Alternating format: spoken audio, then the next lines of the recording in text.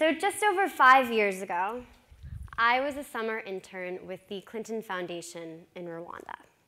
I learned a lot that first summer, but a couple of things stuck. Because of the foundation's efforts, you can live in some of the poorest, most remote regions of Rwanda, and you can go to your local health clinic and you can access some incredible forms of treatment, often at little to no cost. HIV/AIDS treatment is one. We now know that you can be HIV positive, take treatment, and sustain a long, productive life. But AIDS is a wasting disease. It not only causes weight loss, but it also decreases your ability to work, which is particularly dangerous if you rely on farming to feed yourself and your family. If you're not consuming enough good food, you don't have the energy, you don't have the essential nutrients to sustain what is a really powerful form of treatment. Food aid is sometimes given, but it typically lasts 3 months. HIV/AIDS lasts a lifetime. This is also widely available in Rwanda. It's basically high-calorie peanut butter. It's 1 part food aid, 1 part treatment, used to treat childhood malnutrition, which affects some 40% of children in Rwanda. It has the potential to save hundreds of millions of children's lives. And indeed, we are spending hundreds of millions to produce and distribute it. But once the treatment period is over, children then return to the conditions that caused malnutrition in the first place.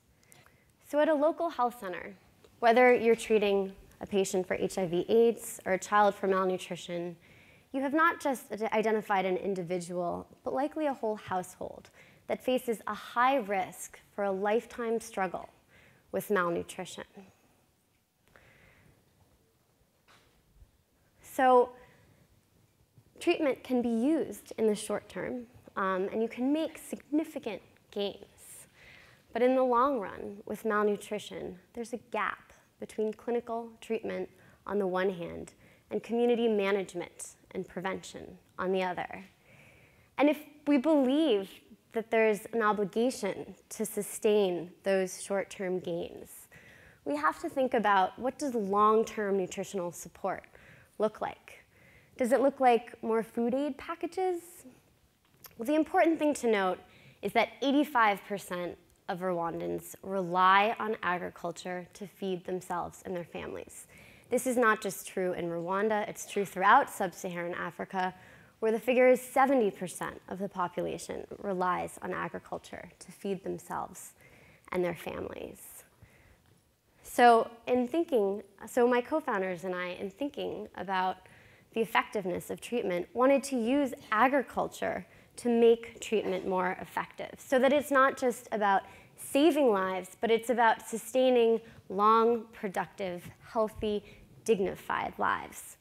We believed that it was possible, that it was necessary for those who faced extreme poverty and often chronic, sometimes debilitating diseases to be agriculturally productive.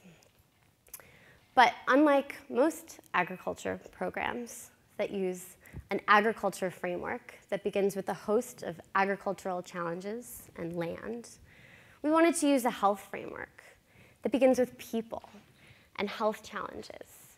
And rather than measure increased outputs and increased income, we wanted to measure increased consumption of nutritious foods and increased overall health and well-being. And we wanted to bring agriculture into the healthcare setting. And so Gardens for Health was born. We begin with community leaders, people like Samuel here, who has a secondary school education in agriculture. But he will proudly tell you that he grew up, or he was born rather, just 1 hill over from the health center where he now works. And through an intensive training process, people like Samuel become Gardens for Health agriculture agents. 1 part social worker, 1 part nurse, and 1 part agricultural extension worker. And agricultural agents know the signs and symptoms of malnutrition. They know its treatment. They also know the most nutritious crops and how to grow them. They know families who live on the edge, and they are sensitive to their challenges as well as their ambitions. Agricultural agents are staffed at their local health clinics, and when patients are enrolled, they go directly to the patient's home. Patients like Phoebe. Phoebe was 9 when she was enrolled in the program. She weighed just under 30 pounds. She, as you can see, she suffered from severe malnutrition. The puffiness in her cheeks is called edema, loss of hair in her eyebrows. She'd been hospitalized twice for complications related to malnutrition, but her family had been unable to sustain the progress made in the hospital. She was listless, she was in pain, she was not in school. So Simon, one of our agricultural agents, went to her home, and he performed an in-depth food security assessment, which is our first stage, kind of. And he identified their assets. They had a pretty sizable plot of land. They had a mature banana grove. They had some manure from the neighbor's cow. And also their deficits, limited access to water. And as he learned from going to their home, Phoebe lived with her little sister and her grandparents. Her mom had died, and her young aunt. So Simon Pierre collaborated directly with the family to create an action plan to optimize the nutritional output of their home garden. We're actually working on a mobile app, a nutrition optimization mobile app, which is very cool. Ask me about that. And so with the family, he identified a plan. Gardens for Health provided the seeds, some of the tools, animal protein in the form of chickens. Simon Pierre provided the technical expertise, but also the encouragement. And Phoebe's family provided the initiative. So over the course of just 7 weeks, he helped their land go from this to this to this. And it's hard to see here. You have some carrots, you have some beets, you have some cowpeas, you have a leafy green called amaranth. And in those first 3 months, Phoebe's young aunt went each week to the local health clinic, and she participated in weekly cooking demonstrations and health education sessions. And each week, she received shares from the communal garden at the health center. It's a different kind of food aid package. And in those first 3 months, Phoebe went from this to this and to this. She gained 6 pounds in those first 3 months. She became a child. She had energy. She enrolled in school for the first time in her life. And most importantly, Phoebe's family has been able to sustain that progress. I saw her just a month ago, and I promise that she continues to grow and thrive and honestly cause all kinds of mischief. And so it's incredibly exciting.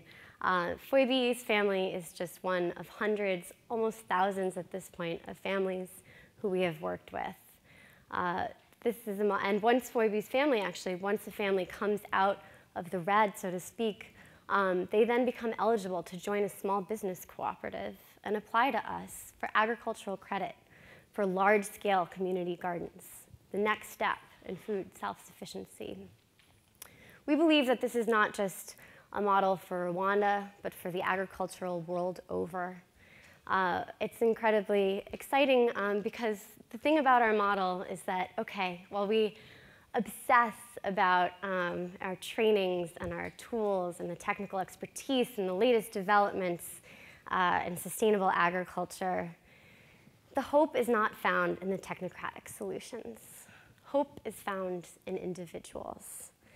We're learning that if you begin with people, if you go to them in their homes, you grow more food, you grow healthier families, and you ultimately grow healthier communities. Thank you very much.